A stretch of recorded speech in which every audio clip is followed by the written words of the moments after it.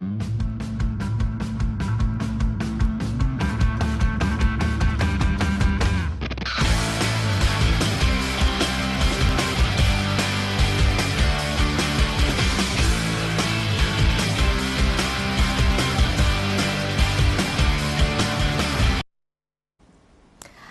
back, ladies and gentlemen. As we mentioned earlier, our topic today will be digital transformation, especially in education. As you have watched in the report, perhaps COVID-19 affected the whole world and obliged us or forced us to digitally transform our lives in various fields, and particularly in education. Were we ready for that? What are the pros and cons of digital transformation, especially in education? In order to answer these questions, we're very much delighted to have with us Dr. Nermeen Rushdi, Strategic Transformation Expert and HR Consultant. Thank you very much, Dr. Nermeen, for coming today. Always a pleasure having you. Thank you, Hala. Pleasure is mine. Now, to start with, why transformation needs learning? And it's a key factor for success. If we can say that COVID-19 forced us to digitally transform our lives in various aspects, as I mentioned, in shopping, in grocery shopping, in food, in clothes, in learning. Yes, we struggled in the beginning, and perhaps we are still struggling until now. But what is the importance of digital transformation? Digital transformation is inevitable. I think the COVID-19 experience expedited the process of transformation to be done as fast as we can to be able to cope with the surrounding situation, because life has to go on.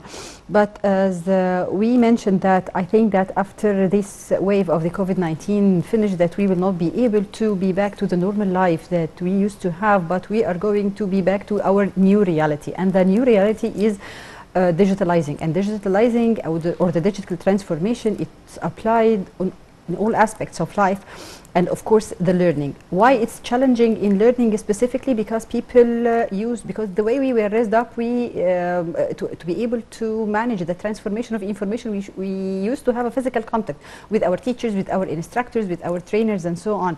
So by having just like talking to our professors and teachers and instructors behind a shield or this like online screen. Even if you are having the camera rolling around, it's not like visualizing your teacher or learner or professor around, because it's an interactive process.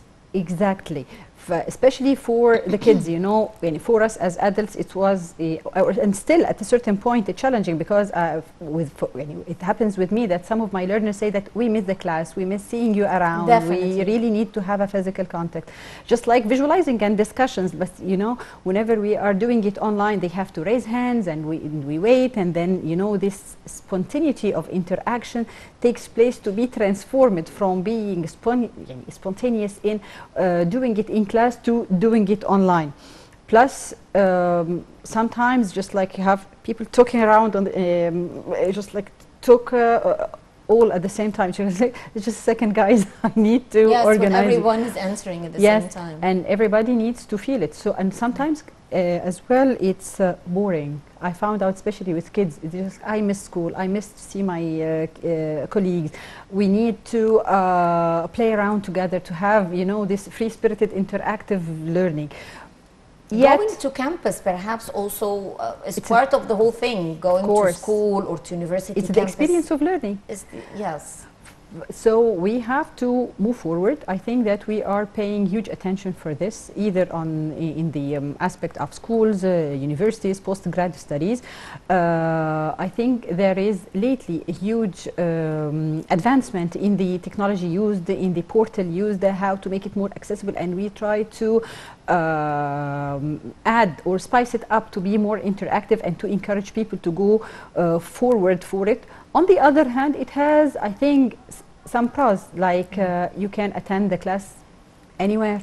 You don't have to go directly to the campus to be there, especially when we are talking about the postgraduate studies or university or something. Now they can just like travel anywhere, and they are still linked to the class, to their instructors. They can submit assignments.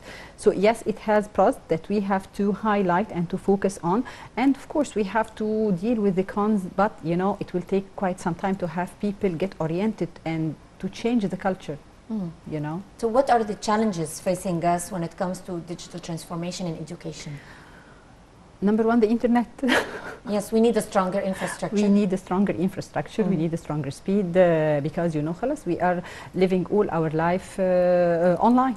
We need to have more handy programs, you know, these sophisticated online programs and portals that we have to log into and to get to find our classes and stuff. It has to be more user friendly to accelerate the process, to encourage people to enroll online, because till now some people just like they are a bit intimidated.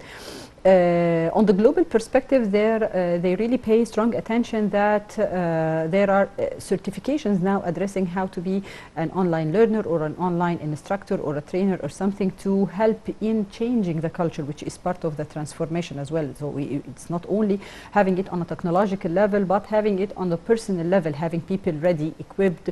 Even the design of the programs online in all aspects of learning has to be done in a way to facilitate it online and at the same time keep the spirit and the flavor. Okay. And how to apply learning as a methodology to maintain the delivery of information? Well, now we have to have it more interactive classes.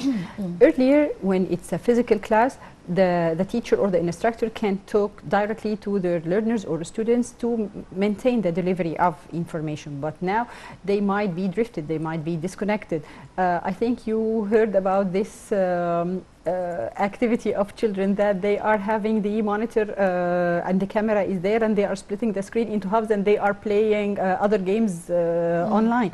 So I think by having it more interactive, like by making class activities either on individual base or on a group base, it helped to make the learners so tuned and bonded to the learning methodology, more interactive with the subject being discussed. So I think this way it might facilitate the process and get them more involved rather than being disconnected and everybody is just like sitting behind the screen. But because everyone is struggling, the mothers are struggling, the children are struggling with with e-learning. Yes. They're not enthusiastic about e-learning at all. I saw many mothers complaining that their children, they refuse to go for the online class. Yes. This is a and they force them, and there is like a big hassle. It's either by enforcement or by just like, I get you 1, 2, 3, 4, but please go online. Yes. And even for adults at a certain level, they just like, I miss the interactivity in the class, I miss the contact, I miss the discussions, the heat of the discussion as well. So yes. My child, he is 7 years old, and he said, I miss going to school, I miss seeing I want to see my teacher. So yes, it is really challenging. And how can the learners apply what they have learned?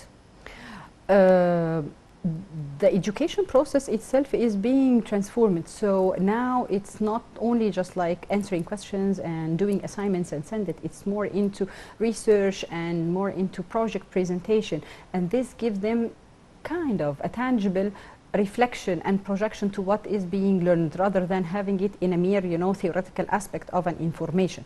So this helps them to visualize, get in touch with things, to connect it to different aspects in life, change the exposure. Many schools, if we are talking about schools and education, they are giving the students, even at the early stages, stories to read and then to discuss it with their own imagination and mentality to measure the level of understanding. And this, I think, is a good example of transferring of knowledge.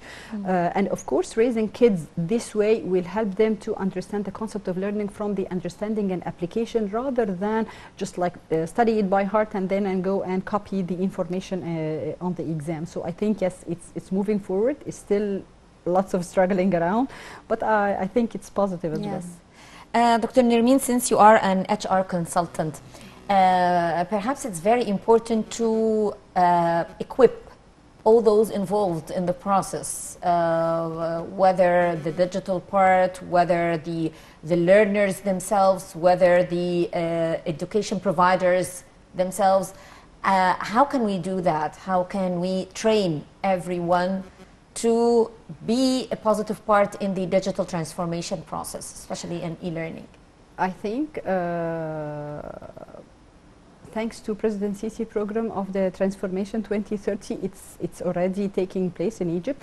It started a couple of years ago where we were doing this on a corporate level, and now it's cascaded down not only on a corporate level but taking the first tier, the second tier and third tier of employees, if we are talking from the professional perspective, where we involve them in the transformation programs from the learning perspective, the application perspective and the strategic thinking.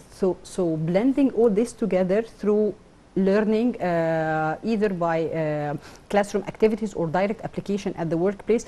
I think blending this activities together help to create new generation that is ready and equipped to apply this transformation in learning. This is from the corporate level. From the university and postgrad, same is already being done either by the student union activities or by the university itself in aligning with the professionals in different aspects of business and different disciplines, where they come and talk and discuss and have people interactive. And in some universities as well, the graduation project, this has to be on a real life research program, either in a corporate or whatever. So I think now it's moving forward. Of course, it's a bit challenging because you know the corona and keep social distance and try to get information, but yes, I think we are managing to get the data around. Well, I'd like to thank you very much, Dr. Nermeen Rushdi, strategic transformation expert and HR consultant. Thank you very much. Thank you, Hala. It's always a pleasure. Thank you. And ladies and gentlemen, this brings us to the end of this edition of Women's World. I'm Hala Al-Hamalawi. Many thanks for being with us.